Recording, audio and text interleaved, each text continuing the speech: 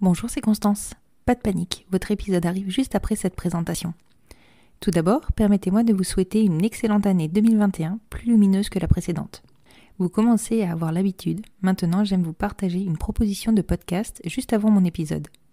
Si vous êtes comme moi, tombé dans la marmite des podcasts et que vous manquez de temps pour partir à la recherche d'épisodes inspirants dans cette vaste bibliothèque que sont les plateformes de podcast, je vous ai déniché la solution idéale. Il existe un podcast tout fraîchement créé qui a pour objectif de vous faire découvrir les épisodes inspirants, bouleversants ou même marrants, bref, marquants et à ne surtout pas rater, et ce, tout sujet confondu. Allez, trêve de suspense, je vous révèle le nom de cette pépite. Il s'agit de Génération Podcast.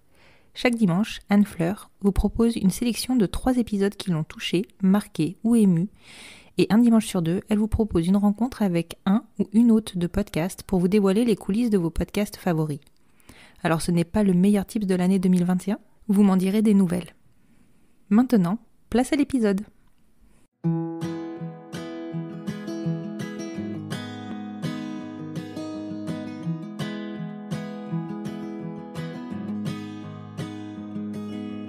I'll be right behind you, Josephine. I won't leave you waiting in between. And the cigarette you bummed from me is almost burning out. You suck it till your fingers burn and then you throw it on the ground. Vous écoutez la deuxième partie de l'épisode 13 de la saison 2 du podcast Les enfants vont bien. Je vous retrouve aujourd'hui pour découvrir la suite de l'épisode d'Aurélia et Charlotte, et je sais que vous l'attendez avec impatience et pour cause. Aurélia et Charlotte ont eu le cran, le courage et la confiance pour pratiquer un geste courant dans le milieu de la PMA, mais peu ou pas pratiqué dans une chambre à coucher. Et c'est là qu'on se rend compte de la puissance de notre désir d'enfant dans nos couples. Alors bien sûr, Aurélia et Charlotte se sont renseignées, se sont formées et se sont entraînées pour cela. Elles ont fait appel à des professionnels compétents et compréhensifs qui leur ont transmis leur savoir, qui les ont rassurés et qui les ont guidés. Et c'est dans ce genre de cas qu'on se rend compte que finalement, tous les professionnels médicaux ne sont pas à mettre dans le même panier et qu'ils sont bien plus nombreux qu'on ne le croit à plaider notre cause et à nous aider dans l'ombre. Le message que je souhaite faire passer ici est de ne pas vous décourager face à des accompagnants obtus. Passez votre chemin, vous trouverez la perle qui fera de vous des parents. Je vous le redis, cet épisode est époustouflant. J'ai été bluffée par la sérénité qu'a procuré à Aurélia et Charlotte un bon accompagnement, mais surtout par la force de leur conviction et de leur certitude, combinaison qui s'est avérée payante, puisque dès le premier essai en insémination intra-utérine, elles ont eu le bonheur de découvrir que leur petite Amae s'était nichée au creux de leur ventre. PS, vous l'aurez compris, j'ai fait une petite erreur de définition dans l'intro de l'épisode précédent. Aurélia et Charlotte ont commencé par une insémination intravaginale et ont poursuivi par une insémination intra-utérine, le tout en version artisanale. Mea culpa, c'est ça aussi de rédiger mes intros en étant sans arrêt entrecoupée par les filles. Et je ne vous raconte pas comme elles sont pipelettes. Allez, je vous souhaite une bonne écoute. En fait, on avait déjà lu, avant de commencer, pendant toute cette phase de recherche, que certaines femmes, certains couples passaient par des inséminations intra-utérines, soit aidées par des professionnels, voilà, qui faisaient ça, oui, forcément dans l'illégalité et qui soutenaient un peu ces couples-là à leur façon, ou soit de le faire soi-même. Oui, alors il faut rappeler que l'insémination intra-utérine, c'est effectivement la méthode qui est utilisée dans le cadre des inséminations lors des PMA. Oui. C'est une manipulation médicale qui est particulière. Ah oui, on est clairement dans la manipulation médicale. Là, on n'est plus juste dans la question de la petite seringue qu'on met dans le vagin. Là, c'est clair qu'on passe un cap. On passe le col, justement. Exactement, on passe le col. Techniquement, c'est ça. Et toi, qui justement était dans le... Ouais, pas forcément hyper sereine, hyper rassurée, tu envisages cette option-là. Ouais. C'est fou. Parce que je crois que... Je dis beaucoup évidemment, on est deux. Oui, c'est vrai évidemment. Que comme c'est mon corps à ce moment-là, je suis maître de beaucoup de choix, on va dire. Donc à ce moment-là, Charlotte, dans tous les cas, elle était prête, peu importe la méthode, elle était là, elle était à fond, voilà. Et avant de faire les premières inséminations, on avait vu que certains le faisaient, mais ça nous impressionnait beaucoup. On se disait, il y a quand même des risques. Oui, évidemment. Ah oui, je me doute. Il y a quand même des risques. On lisait certaines qui étaient vraiment contre en disant, mais vous vous rendez pas compte, des risques encourus en faisant de telles choses. Et d'autres qui disaient, mais c'est jouable. C'est jouable. Les risques, si on peut les identifier, c'est essentiellement des risques bactériens, non? Oui, c'est ça. Ouais. Mhm. De faire passer derrière le col des bactéries. Et là, Ouais, c'est dangereux, ouais. oui. On va dire avant le premier échec, on s'était dit, non, on va faire quand même, on va limiter les risques, on va rester sur de l'insémination intravaginale, on va rester à la hauteur de ce qu'on sait faire sans prendre trop de risques. Mais une fois qu'on a eu le premier échec, c'est vrai qu'on avait l'impression qu'on mettait pas toutes les chances de notre côté et que peut-être que si on faisait cette méthode-là, on y arriverait, sachant que pour le coup, au niveau des statistiques, forcément, le taux de réussite était bien plus élevé. Ah oui, évidemment. Et Cryos, dans le matériel qu'ils vous fournissent, ils vous fournissent la canule qui vous permet de passer le col ou pas? Oui, si on la Ah oui, demande. carrément. Oui. Ah ouais. Mm. Oui. Après, donc effectivement, ça te donne, ça donne envie de le tester. Non, mais c'est ça, on a un peu toutes les cartes en main là. Enfin, et on nous écrit noir sur blanc qu'en faisant ça, il y a plus de chances. Ah oui, en plus c'est précisé. Oui, alors pas eux nous le disent pas ouvertement comme ça, mais voilà, sur tous ces groupes où on échange beaucoup, c'est évident. Et en même temps, dans les parcours PMA, en clinique, ils passent le col, c'est pas pour rien. Ah ben non, c'est pas pour rien. Clairement, Voilà. ça change tout. Donc on s'est dit, pourquoi pas? Mais pour ça, il faut qu'on se prépare. Ouais. On va pas y aller à l'aveugle en se disant on verra bien si ça passe et si ça se passe bien pour moi. Donc à ce moment-là, on en a parlé avec plusieurs professionnels, des proches à nous et notre sage-femme, enfin voilà, pas mal de monde. On avait besoin d'être rassurés quand même, de savoir si on était complètement folle ou pas. Forcément. On nous a pas mal rassurés. Certaines personnes nous ont aidés à rédiger en fait un protocole à suivre, geste après geste. D'accord. Qu'on a fait valider à d'autres en disant est-ce que tu es sûr que si on fait ça, c'est bon, on prend pas de risque. Ouais. Voilà. Donc une fois que le protocole était bon, il fallait être en capacité de le faire, de le réaliser. Donc là, on s'est lancé, on a eu un rendez-vous avec une sage-femme. Ce rendez-vous qui est juste mythique pour nous. On a fait une sorte de cours d'anatomie. D'accord. Avec pour cobaye moi-même.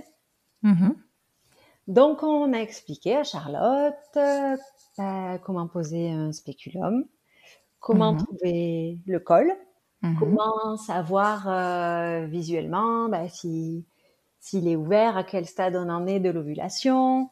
Et ensuite, il y a des schémas, savoir comment poser le cathéter, combien de centimètres une fois qu'on est passé au col.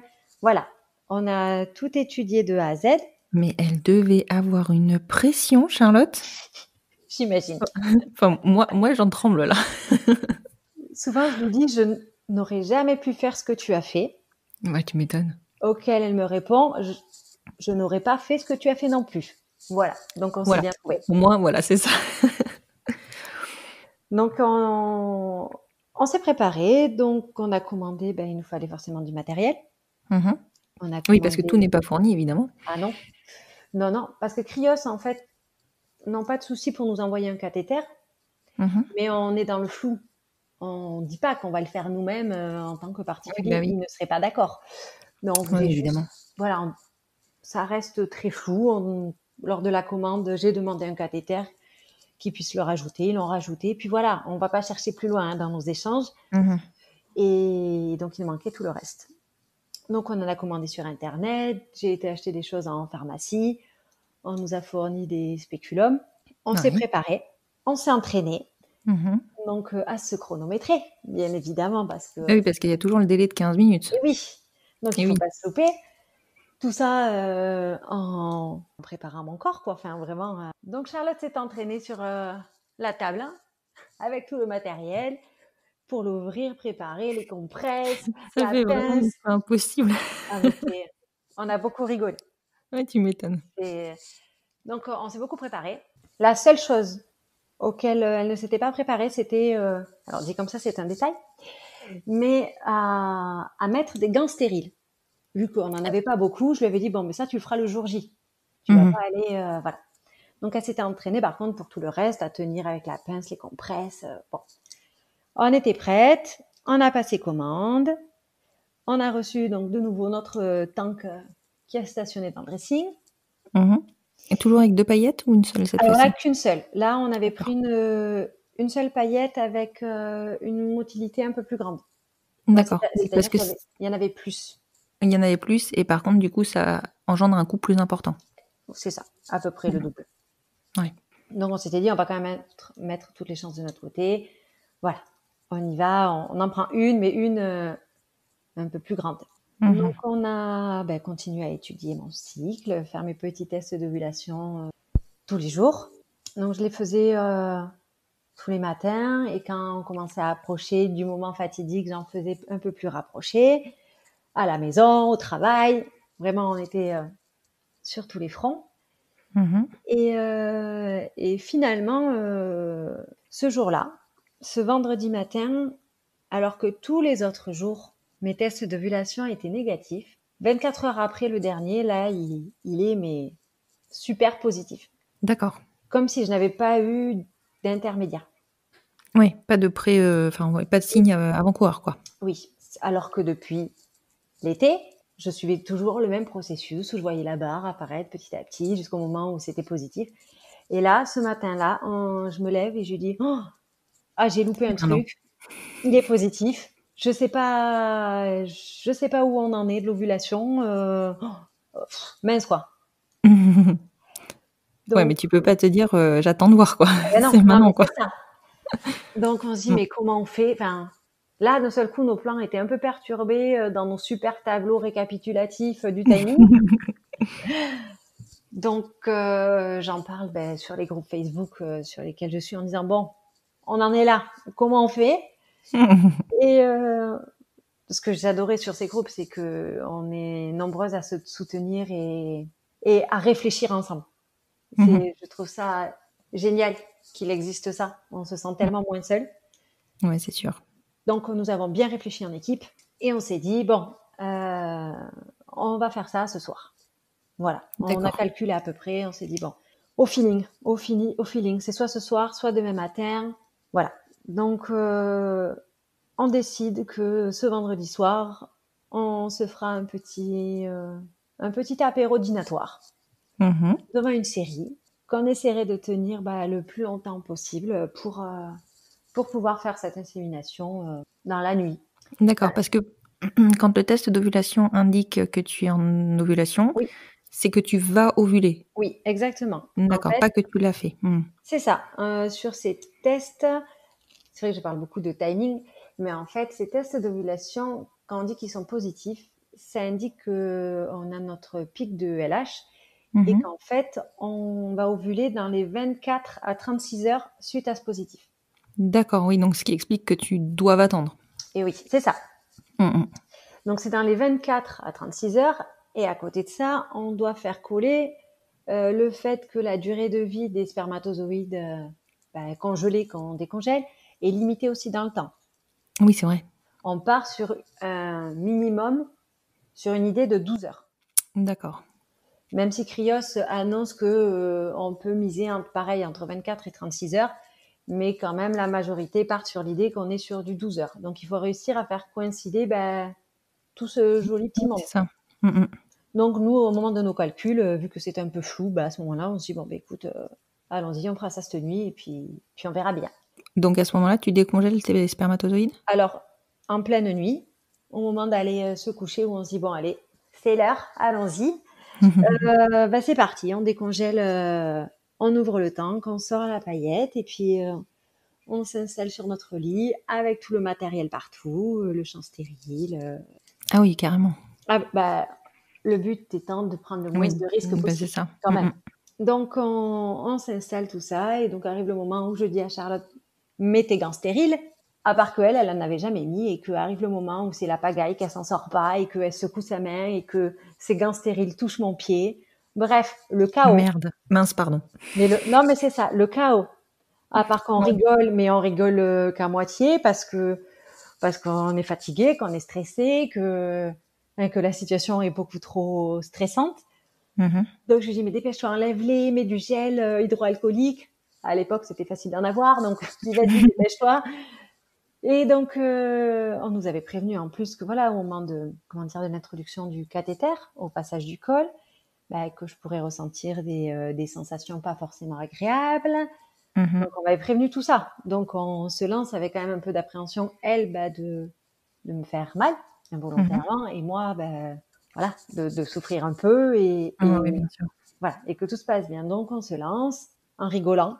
Je tremble beaucoup, je crois, de stress et d'excitation, de trop Ouais, d'émotions. bien sûr. Mhm. Et puis elle le fait. Et puis en fait, ça se passe très bien. Ça se passe très bien. Je sens rien. Enfin, je m'attendais à vraiment des sensations désagréables et un peu douloureuses. Non, tout se passe bien. Et puis ça y est, c'est fait, quoi. Et elle a aucun doute sur le fait qu'elle a réussi à passer le col, Ah que... non, oh, elle est sûre d'elle. Là, on devient des professionnels. Non, non, C'est c'était comme ça. évident. Et D'accord. même elle rigole, parce que forcément, entre le moment où on a fait le petit cours d'anatomie et ce jour-là où pour le coup je suis en pleine ovulation, il faut savoir que le col il se modifie au fur et à mesure Mhm. de nos cycles. Donc là, pour elle c'est évident. Elle me dit mais là c'est sûr on y est, c'est sûr Ah on oui. est bon, on est en plein dans l'ovulation. Vraiment on Oh, devient mais des c'est fou. spécialistes, hein. Mais c'est ça, c'est ça. Donc on se dit bon c'est fait, c'est fait. Nous voilà à 1h30 du matin sur notre lit à avoir essayé de faire notre bébé. Et puis voilà, tout ça dans le rire, et on range tout ça, on reprend notre vie ordinaire. Le chien a été malade dans le couloir, il faut nettoyer. Enfin bref, Ouais, la vie, vraiment quoi. la soirée ordinaire mais improbable. Mhm. Et donc suite à ça, le lendemain matin, bon moi je suis pleine de doutes, hein, évidemment, et je dis c'était quand même ça manquait de contrôle pour moi. Je dis tu te rends compte, on l'a fait là, c'était pas très précis. J'ai dit est-ce que Tankoni, est-ce que tu veux regarder mon col? Je trouve qu'on arrive à un stade quand même d'intimité exceptionnel, hein, mais Oui, c'est ça, complètement. je lui dis est-ce que écoute, au point où on en est, est-ce que tu veux regarder mon col pour voir? Elle me dit si tu veux. Donc elle regarde et elle me dit mais aucun doute. Elle me dit aucun doute, tout est fermé à double tour. Elle me dit maintenant on a toutes les chances de notre côté. Enfin là, on a fait ce qu'on avait à faire. Oh, c'est fou. C'est Complètement hallucinant. dingue. Mm. Donc suite à ça, on a attendu. Nous avons attendu chaque jour en disant il faut pas y penser. Ça me fait Le toujours truc beaucoup rire. impossible. C'est ça, évidemment, on n'y pense pas. Donc j'ai essayé de pas trop en parler, mais j'ai Mhm. beaucoup pensé. Et puis je crois, au 11e jour, moi, Mhm. j'ai commencé à ressentir quand même pas mal de choses dans mon corps. Mais bon, je me disais non, non, ne dis rien, c'est dans la tête. Et puis en fait, j'ai fait un test et le 14 février, il était positif. Ah, c'est fou. Vous avez réussi. Ouais, C'est une histoire de dingue. ouais. Et on réalisait pas. Enfin, à Bah, ce tu m'étonnes. moment-là, je crois que même les 9 mois, pour nous, c'était tellement improbable qu'on ait réussi comme ça Mhm. que non, on n'arrivait pas. On se disait non mais ça a été trop facile, c'est pas normal. Les autres galèrent. Et nous, on fait ça après une soirée à boire des bières, à rigoler, et on fait des trucs complètement fous et ça marche. Mais ouais, Ouais. Vous faites partie de ce faible pourcentage pour qui ça marche presque du premier coup, finalement. c'est ça. Ouais, Non, mais c'est vraiment, vous avez une histoire, mais enfin, je pense que, enfin, je sais pas si vous raconterez la conception de vos enfants à vos enfants, mais oui, franchement, je pense que ça vaut le détour quand même. oui.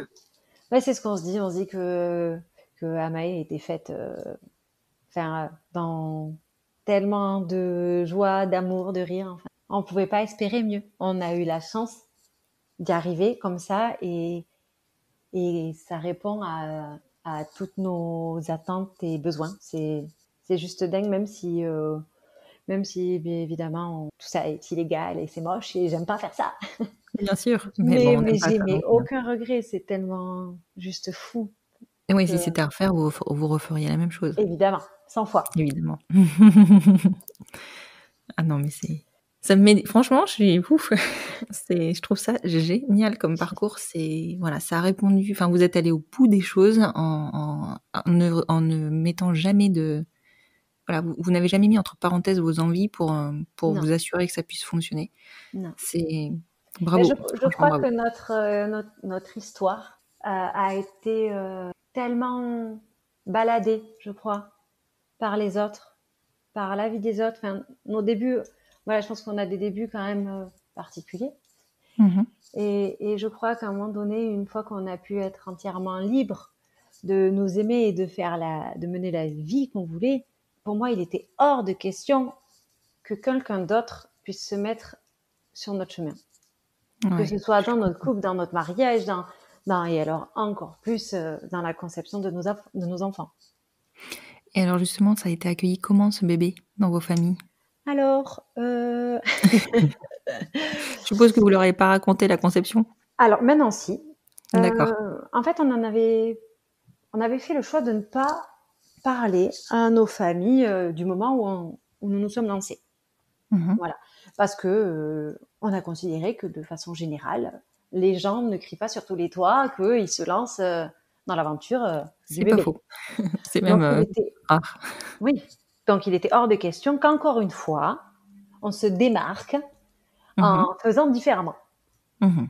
Donc seuls mes collègues étaient au courant parce que voilà, mes collègues, c'est un peu toute ma vie aussi. On Mhm. est tout le temps, on est tout le temps ensemble, donc eux étaient obligés de suivre notre parcours et j'étais bien contente qu'ils soient à nos côtés. Mais alors, Mhm. nos proches, il était hors de question et on s'était dit, ben, on leur annoncera quand, quand il sera là. Donc, nous avons attendu les 3 mois, comme beaucoup de monde. On a Mhm. attendu la première échographie. On a préparé des petites surprises, comme beaucoup, pour nos parents. Mhm. Donc, on a commencé par ma famille, par mes parents. Mon père était plus que ravi. Mon père Tu m'étonnes. était, lui qui n'est pas du tout expressif, pour la première fois, je pense, de ma vie, je l'ai vu dans son regard et entendu dire oh, je suis content. Et ça, je Waouh! crois que ça valait tous les sentiments du monde. Mhm. Donc mon père était ravi. Il n'a pas douté un instant sur la maman qui portait cet enfant. Ah oui, c'est vrai parce que Et oui, la question se posait. Mhm. et oui, parce qu'en plus ça ne se voyait pas encore à ce moment-là. Oui, tout à fait. Donc il a rigolé, il a regardé Charlotte, il a dit ah, félicitations et puis bon, il était content et très content. Il était prêt à l'annoncer presque sur le journal et appeler toute la famille pour le dire. Ma maman, ça a été, on va dire, pris avec un peu plus de d'étonnement. Mais elle est très contente d'être grand-mère aujourd'hui. Mhm. Et je pense qu'elle a réagi comme elle a pu sur le moment en demandant ah mais qui? Alors j'ai dit Oui. mais d'après toi, normalement c'est évident pour tout le monde. Je me suis dit mais c'est moi. Elle me dit ah mais comment? Enfin donc voilà, à partir de là on l'a expliqué. D'accord. Nous on a fait le choix. On comprend aussi que pour beaucoup c'est quelque chose de très intime, qui préfèrent le garder pour eux et pour leur enfant, mais c'est vrai que nous rapidement on a décidé de raconter tout ça à ceux qui étaient capables de De l'entendre l'entendre. et de l'accepter sans jugement. Mhm. Et aussi, on va dire, à nos parents pour leur expliquer et qu'ils puissent peut-être plus facilement assimiler tout ça. Voilà. Donc on a raconté à qui on avait envie de raconter parce qu'on trouve que c'est complètement dingue comme histoire Mais et qu'on c'est est complètement super dingue. fiers d'avoir fait ça. Et Mais c'est clair.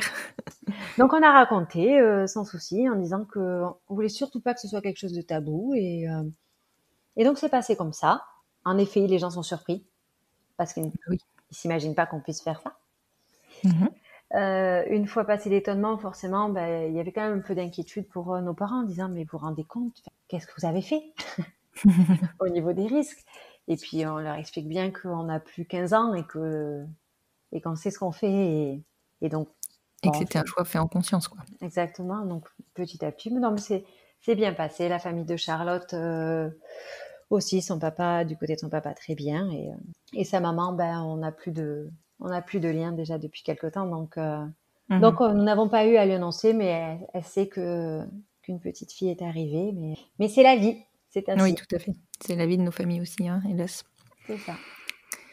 Je vais, je vais te poser quelques questions Ouais, de fin d'épisode, ouais, parce qu'on y arrive tout d'accord. doucement.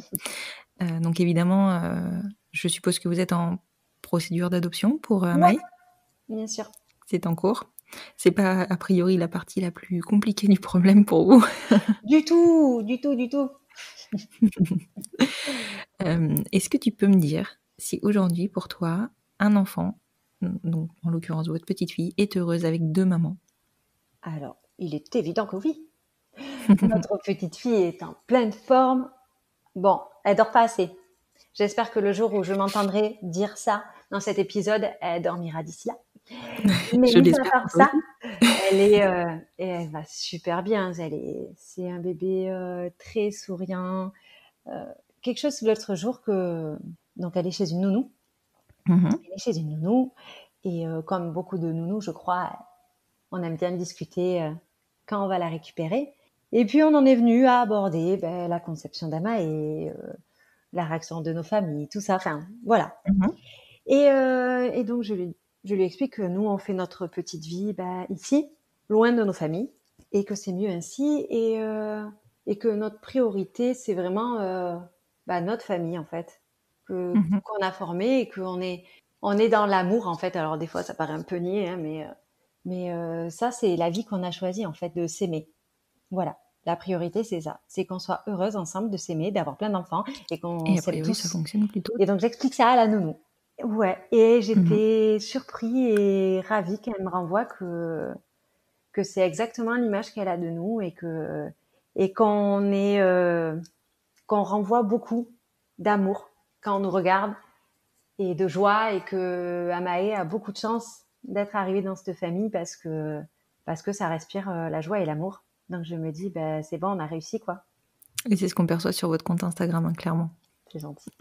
Donc non, clairement, vous avez une famille qui respire, exactement, qui respire la joie, qui respire la sérénité. C'est vraiment ça, c'est la sérénité. C'est ce qu'on essaye, même si, honnêtement, beaucoup n'auraient pas parié sur ça, mais on va dire que, encore plus avec l'arrivée d'Amae, c'est évident. C'est évident que, même si, comme tout le monde, des fois, on vit des choses vachement moins sympas, hein, oui, évidemment. on essaye de rester centré sur ça, sur nous, et on fonctionne. On fonctionne très bien ensemble, et voilà. On essaye de faire en sorte que ça soit notre base et de jamais s'en éloigner. Et je pense que c'est évidemment le point la ligne de mire la conduite qu'il faut tenir. Hein. C'est nos familles avant tout. C'est ça. Et je vais donc te poser la dernière question de l'épisode. Qu'est-ce qu'on peut vous souhaiter pour la suite? Plein de bonheur, des enfants. D'autres enfants? Ouais. Avec grand plaisir. Alors, on va vous souhaiter ça. Ouais, ça serait chouette, même si des fois je me dis, mais pourquoi? mais si, pour avoir encore plus d'amour et voilà, vivre et s'alimenter que de ça. Voilà, être en pleine forme et être dans l'amour comme ça, ici dans les Landes, et rien de plus. Avec une petite famille tout autour de toi. C'est vrai que les enfants, ça nous apporte tellement. Enfin, moi, je trouve que c'est des révélateurs. C'est ça. Tellement. Je te remercie beaucoup d'être rendu disponible. Vraiment, je suis ravie d'avoir pu découvrir votre histoire. Ça faisait vraiment un moment que j'étais très curieuse de découvrir quand tu m'as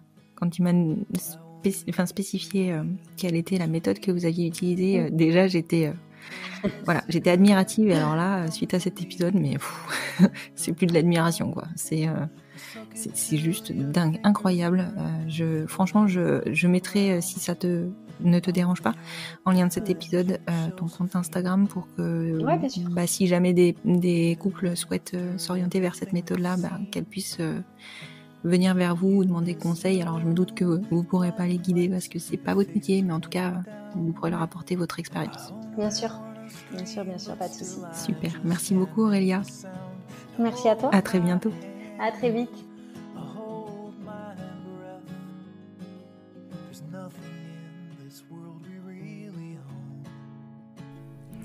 Et voilà, c'est enfin la fin de cet épisode. Je vous rappelle ce que je vous ai annoncé sur Instagram, sur le compte Instagram du podcast @lesenfantsvontsbien podcast. À partir de la semaine prochaine, je repasse sur des épisodes complets chaque semaine. J'ai bien entendu vos frustrations et j'essaye de répondre au mieux. Si cet épisode vous a plu, je vous remercie de le partager, de le faire découvrir et surtout, n'hésitez pas à le conseiller et à conseiller le podcast à des familles qui seraient en plein parcours ou en pleine réflexion quant à leur parcours de conception. Vous savez maintenant, et je vais encore vous le redire, combien il est important de noter aussi le podcast sur vos plateformes d'écoute et d'y ajouter un petit commentaire, ça fait toujours chaud au cœur. Je vous retrouve vendredi prochain, du coup, pour un nouvel épisode complet du podcast Les enfants vont bien. À très vite.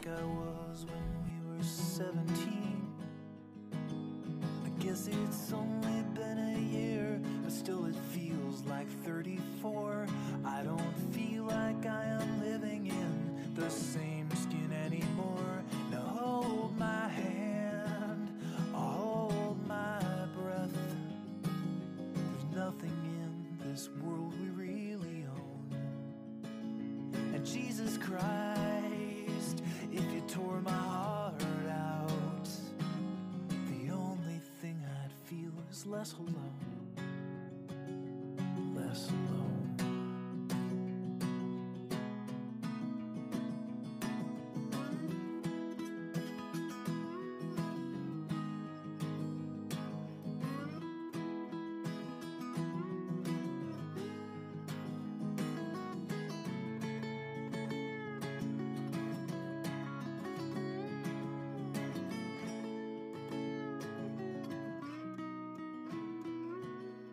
I'll be right behind you, Josephine. Even when my soul's an amputee, and my bleeding heart is sinking in the lake inside my chest. So I grab what I can cling to and I leave behind the rest. Now hold my hand, I'll hold my breath. There's nothing in this world we really own. And Jesus Christ, if you tore my heart out, the only thing I'd feel was less alone. Now hold my hand and take my breath and leave behind the things you'll never own. And Jesus Christ, please tear my heart out. Oh, I wanna feel a little less alone.